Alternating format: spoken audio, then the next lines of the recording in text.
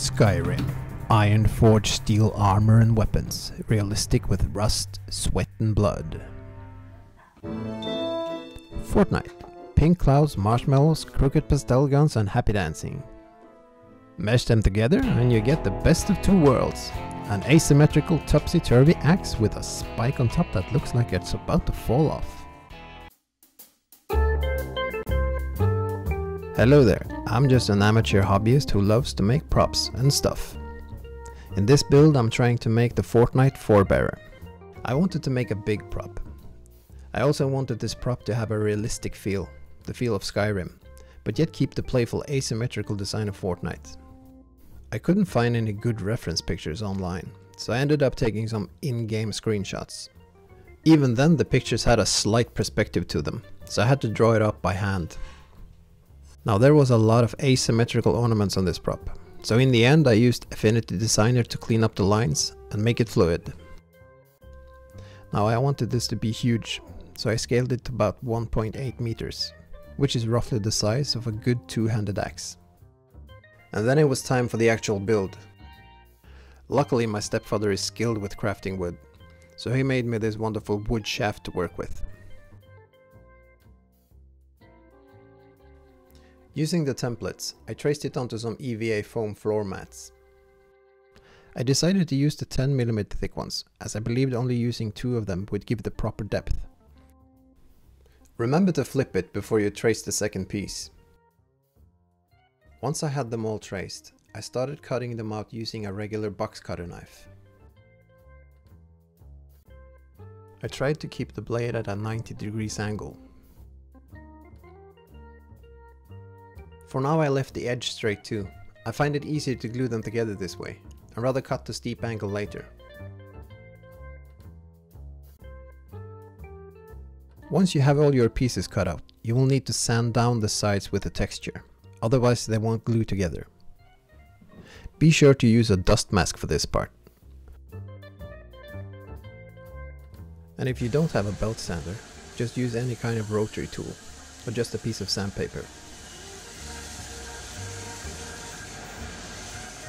You don't need to take all of it off, but be sure to get everything that leads out to the edges. Once I had both pieces sanded down smooth, I can mark up where the shaft will go, and then I can start to glue them together. For gluing together the foam parts, I like barge cement the best, but you can use any brand of contact cement you want. Keep in mind that most contact cements give off a strong fume, so be sure to read the instructions, wear a mask and keep your workplace ventilated. Once I had covered both pieces, I let it set for 5 minutes. Just long enough for the glue to almost dry.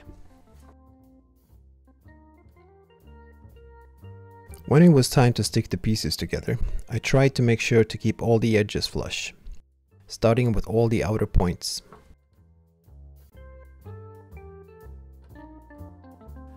I didn't glue the shaft itself this time around, considering this being such a huge prop for my small workspace.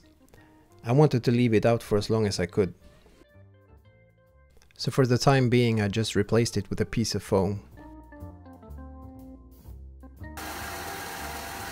And then I sanded out all the edges, cut out some more pieces of foam to close off the axe head, and then I finally got to use my big knife, cutting away foam to leave a sharp curved blade edge. I kinda had to use the sanding sticks to get it perfect though. And then it was time to use the templates again, so I cut out some more parts of the ornament. I traced those onto some 3mm foam and started cutting away the parts.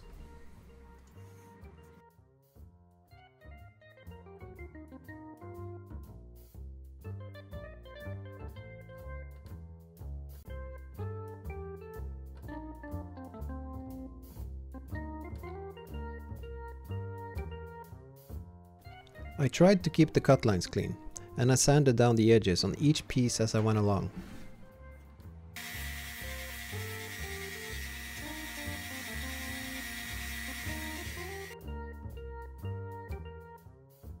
There was a lot of details in this ornament, but I just kept adding layers until it was done. As I glued on the last pieces, I went over all the parts again with some fine grit sandpaper.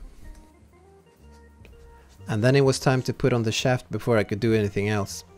I used contact cement for this part too, but I kept the glue wet as I put it in place.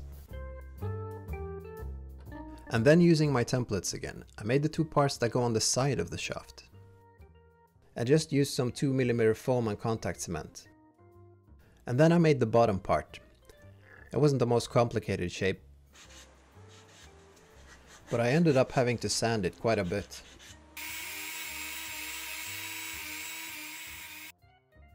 I used some fast drying silicone to smooth out the seams and hide all my mistakes. And then I went over the whole prop with my heat gun, making sure all the foam was sealed before I could cover it with some plastic dip. When the actual building part was done, I masked off the whole shaft before painting it. I used masking tape near the edges and used some plastic wrapping for the rest. One more detail and then I applied several coats of rubber paint. Even though I have a good mask and ventilation, I prefer to do this part outside whenever I can. This stuff can be pretty toxic, so always read the label. When it was time to paint it, I kinda skipped the base coats and I went straight to the dry brushing this time. I used some Guild Wax Silver. If you haven't tried it yet, you should. This stuff works great.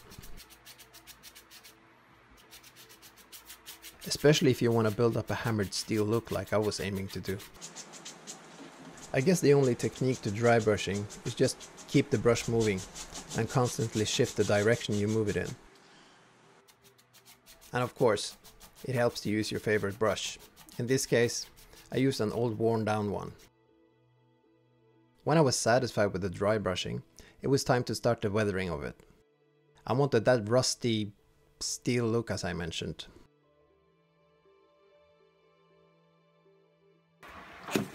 I got out all my favorite acrylics, and as best I could guess from the pictures, the ornaments had two layers to them.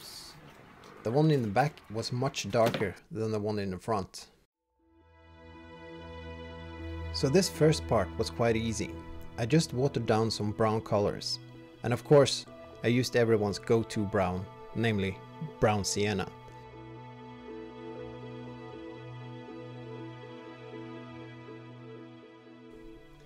I just kept adding layers of it. I painted on some and then I washed it off again.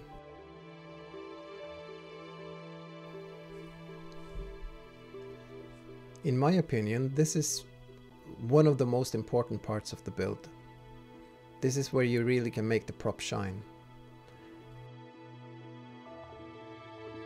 I mentioned burnt sienna earlier, or maybe it's burnt umber, I'm not really sure.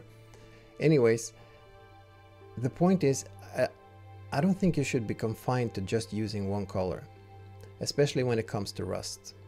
If you ever look at a picture of rust, it's never one color. So I like to mix in some reds, yellows, and even some green. I'm really hoping that it's this part that's gonna make it feel and look like Skyrim. And maybe it's gonna lose that cartoon feel of a Fortnite weapon.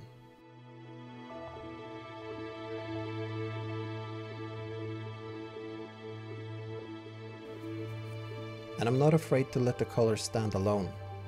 And what I mean by that is, you don't have to mix the paints all the time.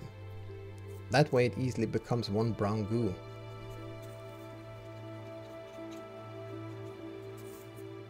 It might look a little off in the beginning, but I promise you, when you finish it, it will look awesome. As I was satisfied with the first part, I moved on to the shaft to give that some paint too. Now I know this is a fairly light brown color in the pictures, but I had to make sure it matched the other parts too. For the axe head, I just used some matte varnish to seal all the paints in, but for the shaft I decided to go with some oil. Now I've used this shaft oil before, so I know it's gonna make the wood look great. And besides, I love how it smells. It's like an old shipyard with wooden boats, which is great. For the last part of the build, I just needed to add some leather strips. So I took a piece of leather and I glued it to some 2mm foam just to give it a bit more body before I cut it into strips.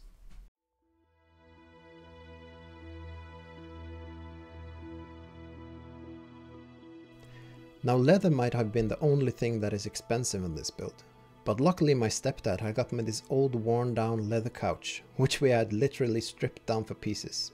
Parts. I mean, we had stripped it down for parts. I laid on the strips just using some super glue, and I tried to match the reference pictures and hide all the ends to make it look like one long piece. The finishing touches was just to give the whole prop some more light and shadow, and then it was finally completed.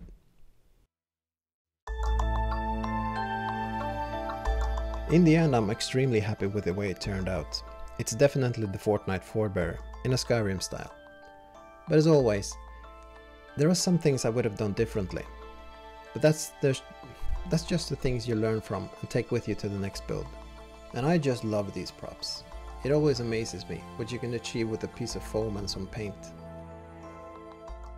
Just to give you guys a quick reference to the size of it, I made my rather reluctant teenage son show it off.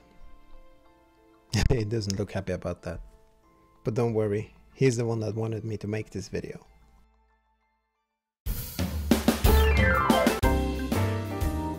And that's it for my YouTube debut.